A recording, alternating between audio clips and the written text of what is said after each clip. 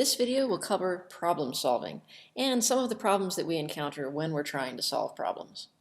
The concept maps that you see here are taken from your textbook, Chapter 7.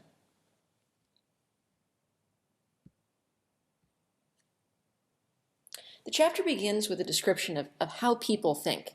And so in order to approach this obviously very broad topic, your textbook divides thinking up into three different things: mental images, concepts, and problem solving. You'll see that all of these are related to problem solving, but let's start with the mental images. A mental image is really exactly what it sounds like. It's an image in your mind as opposed to an image that you see. What's really interesting about mental images is that they're processed in the brain in much the same way that we process real things that we see. Imagine me looking at a desk. When I look at that desk, information from the desk travels to my eye, to my visual cortex in the occipital lobe, and then it travels to my memory centers. Now, let's say that I close my eyes and I imagine a desk. In that case, the idea seems to start in my memory centers and then travel to my visual cortex. That might not seem very exciting, but this tells us something really important. It tells us that we process things that we're imagining in exactly the same way that we process things that we're actually seeing, which is a really interesting thing. How do we know that? Well, there are a lot of great fMRI studies that have shown that this is true. Studies where folks have been shown images and then asked to imagine images, and we can see a lot of the same parts of the brain being activated. But we also have some older studies that employ different methods, and let's just talk about two of those studies. The first one is the island map study. This is a famous study where participants were shown this imaginary map of an island, and then they were asked to close their eyes and imagine walking from one spot on the island to another. So for example, they might have been asked to walk from the lake to the tree, or from the lake to these huts over here. You'll notice it's a much greater distance from the lake to the huts. And what the researchers found was that when the participants were asked to imagine walking from the lake to the hut, they actually took longer to do that in their imaginations than they did to walk from the lake to the tree, the shorter distance. Now, why should that be the case? I mean, aren't we doing this in our imagination? Can't we go as quickly as possible? Well, theoretically, yes, but in fact, what we see is that these individuals took longer to travel a greater distance, even though they were doing it in their minds. More evidence of this came from studies of visual rotations. So you might remember we did some of these in class, when we looked at different blocks and we were asked to identify whether the blocks had been rotated or not. What scientists discovered is that we actually take longer to answer these kinds of questions based on how far the objects have been rotated. It's almost as though in our minds we are taking the time to imagine rotating the object, and rotating it a greater distance simply takes us longer. Again, there's really no reason why it should take us longer. This is happening in our mind. We're not actually turning the blocks, but because we process mental images so similarly to how we process images that we see, really, it takes us longer.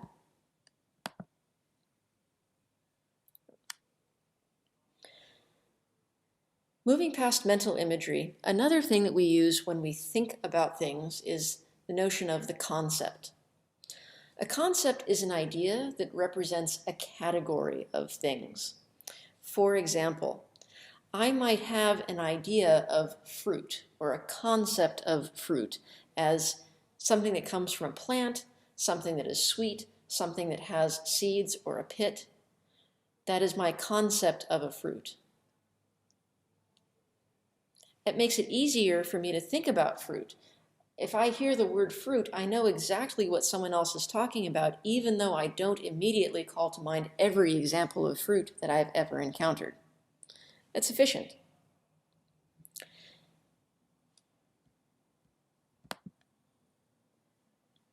Often, the concept that we come up with can be described as either being formal or it can be natural.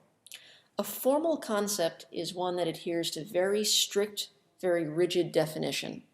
For example, the definition of a square. Very specific. A square must have 4 sides. It must have 4 right angles. All of its sides must be equilateral. That is a square. Anything else, any one of those criteria not met, we're not talking about a square. That's a formal concept. A natural concept is a bit more organic. It's based on our personal experience. And so natural concepts will be a bit different from person to person.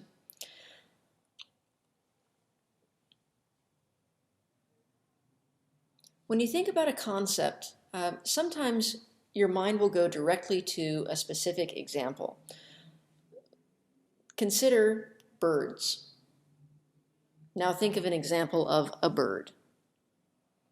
A bird is a concept, and the example that your mind goes to is called your prototype. It is the best example that you can think of that meets all of the requirements of being a bird.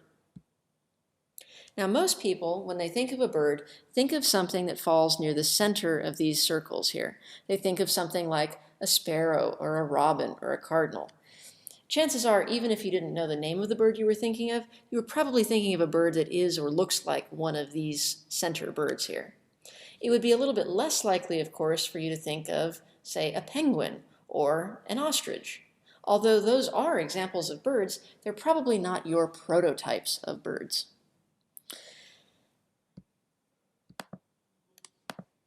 Now, of course, your prototype will depend a little bit on your own personal knowledge and experience.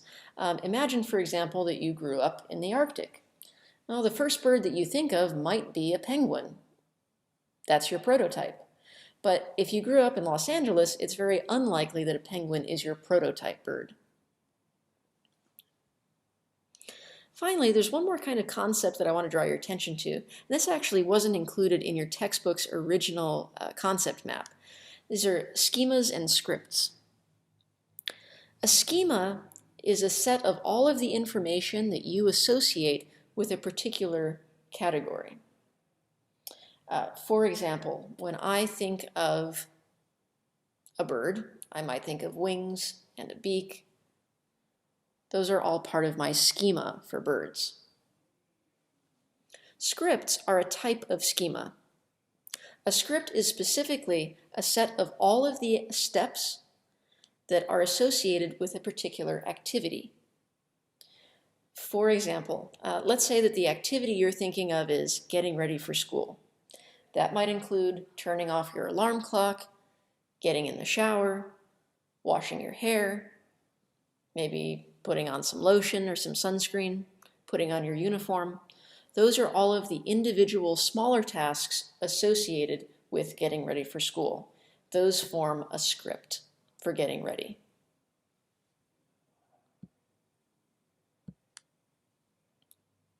Finally, your textbook discusses problem solving and decision making. Usually, problem solving and decision making involves one of 3 different strategies. Either trial and error, which is sometimes referred to as mechanical learning. This simply involves trying one solution after another until one works. Another approach is using an algorithm. This is a step-by-step procedure. The neat thing about an algorithm is that if there is a correct solution, an algorithm will definitely lead you to the solution. Algorithms are really common in math. For example, the steps that you follow when you're doing long division, that's an algorithm. And if you follow the steps correctly, you'll absolutely arrive at the correct answer to your long division problem. But algorithms can exist outside of mathematics as well. I'll give you an example. Let's say that you lose your pet. You know that your pet is in one of the rooms inside your home, but you just don't know which room it is. So what you do is you approach each door, you look inside, and you check to see if your pet is inside. After you finish looking inside a room, you close the door so that your pet can't get into that room from wherever it is right now. That's a step-by-step procedure. It will absolutely result in the correct solution if your pet is in fact inside your home. And it's a little bit more sophisticated than trial and error because you are closing doors, intentionally preventing your pet from accessing someplace you've already tried. Finally, heuristics are another approach to problem solving. These usually follow simple rules that apply in lots of situations, so they can be quite useful. They're usually faster than algorithms because they represent mental shortcuts, but they don't always lead us to the correct solution. They can be problematic because sometimes they'll lead us to stereotypes that aren't true of every individual, and sometimes they allow us to remember just the most recent thing that comes to mind, the availability heuristic, and sometimes the first thing that comes to mind isn't what's applicable in every situation. So there are some problems with heuristics that can lead us down the wrong paths. That doesn't mean heuristics are no good, it just means that they're not as accurate as more laborious forms of problem solving. Finally, sometimes in problem solving we reach this aha moment.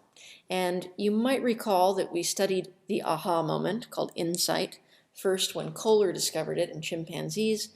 Insight is what occurs when we realize a new solution to a problem or a new way of approaching a problem, usually by reorganizing the information that we have available to us.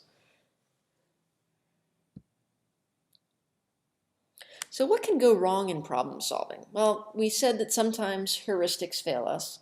What are some blocks that we have to effective problem solving? One of those is functional fixedness. This is our tendency to associate uses with objects and not see any use for them beyond their intended use. You might recall our functional fixedness article. That relates back to the idea that sometimes if we know the function of an object, we have a hard time seeing past that and using the object in other or new ways.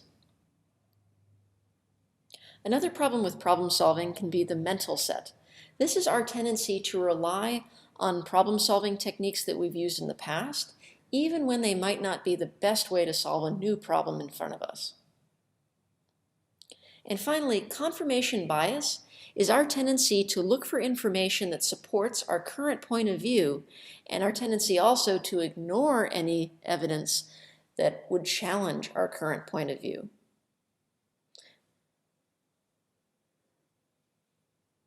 So how do we overcome these barriers to problem solving?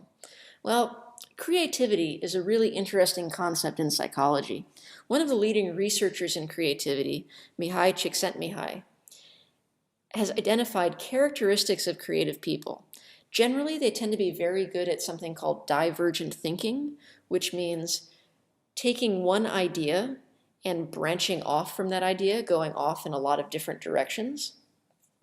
They also tend to be very good at combining different ideas. Csikszentmihalyi identified 5 different characteristics of creative people. You've read about those in your textbook, and you should know those and be able to list those for creative individuals. Like, what defines a creative individual?